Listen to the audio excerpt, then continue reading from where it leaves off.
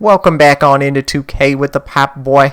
Now, of course, we're here to make the game better, improve the game experience for all of us. So you know what time it is. It's Gameplay Sliders episode number 2. Of course, we got the playlist link in the description. There'll be plenty more to come. We're going to be solving one problem at a time. So if you don't want to miss any, of course, if you're new, you haven't already, subscribe down below. Then, of course, you can turn your notifications on. Keep up with everything I learn. Anyway, let's get to it. The problem we're solving today, it's these fast breaks that are slow as hell. So I'm here to breathe some life back into this part of the game. And of course, we're going to be doing that with the gameplay sliders, which is also going to include the movement sliders. So I've tested them a lot, and then a few other sliders as well. We'll get them all right, and it'll fix these slow-ass fast breaks in 2K19. I mean, they're just horrible on default. You guys are seeing it here. This is all in real time at normal speed. But just watch here what happens when your team gets ready to go on the break. Ugh, it's just painful. And you can see it there, but you can really feel it when you're playing the game. And it just feels like everybody suddenly just gets stuck in the mud. And really what you're seeing here, these fast breaks on default are so slow that you often can't even fast break when you should be able to. And it's pretty clear. It's happening to every player on the floor. It happens with every team. Doesn't matter if it's being controlled by a CPU or the user. And also the passes in 2K19 are a little slow, so that doesn't help this matter.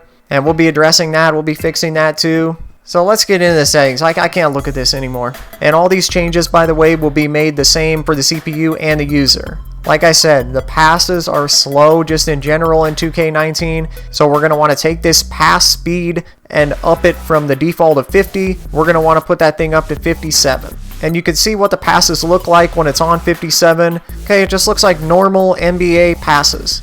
And this might expose me for being the nerd that I really am, but I actually did watch side-by-side footage of actual NBA games, actual NBA teams swinging the ball next to this game footage in 2K. Quite a bit. So judge me if you will, but whatever, it happened. I mean, I think I got a little too technical with it, but at least I can tell you for sure. So next thing we're going to want to do here, acceleration. Default at 50, we're going to want to take that up to 59.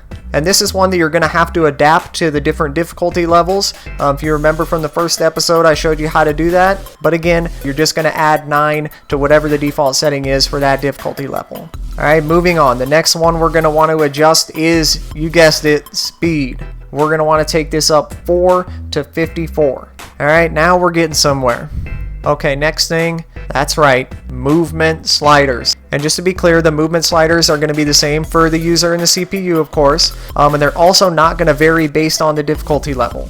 Okay, because the movement sliders really don't concern difficulty. They're much more of a realism thing. We just want to use them to make the game realistic, put an appropriate speed gap between fast players and slow players, make the players move at a realistic pace that feels good, and make the game flow well. Okay, so here's what we're going to want to do with these. We have speed and acceleration with ball, we have speed and acceleration without the ball, and we have maximum and minimum. So what we're going to want to do with the max rating for speed and acceleration with the ball, we're going to take it from the default of 70 on up to 86. Now for the minimum rating, we're kicking that up from 30 to 44. So we got 86, 44 for these ones with the ball. And we come down here to without the ball. Same sort of concept, but you do want your players to be able to run in general just a touch faster without the ball. So we're taking the max from 70. We're going to take that on up to 88. And the minimum from 30, we're taking that up to 46. So there you have it. We got 86, 44, 86, 44, 88, 46, 88, 46. And of course, I was nerding out on this one too. I watched a lot of side-by-side from real NBA fast breaks to fast breaks in 2K with all different types of settings, all different types of teams, all that crap. So you guys should know by now, I'm not playing.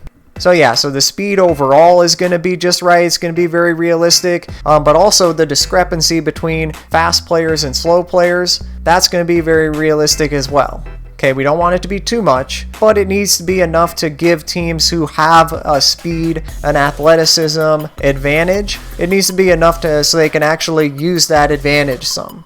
and we can see all these settings together at work here. I mean, just look at the difference. And you can see the difference there, but you can really feel the difference when you're playing. And the players aren't getting stuck in the mud right when the possession changes anymore. Passes are moving at the appropriate speed, which is facilitating the break. You can see the break has a good realistic pace, good timing to it.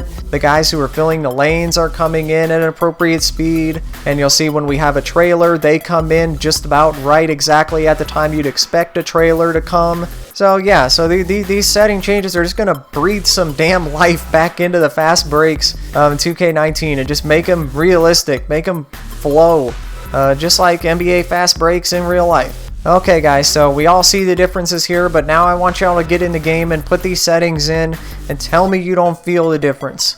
Okay, definitely get in the comments, let me know what you guys think. Let me know if you have any questions, whatever, you know I'm always around. And if you enjoyed, you found this useful, you can leave a like down below. Appreciate you guys. It's just going to help the channel grow and allow me to be able to test more and do more to improve the game experience for us in the future. And speaking of which, that's exactly what I'm going to go do.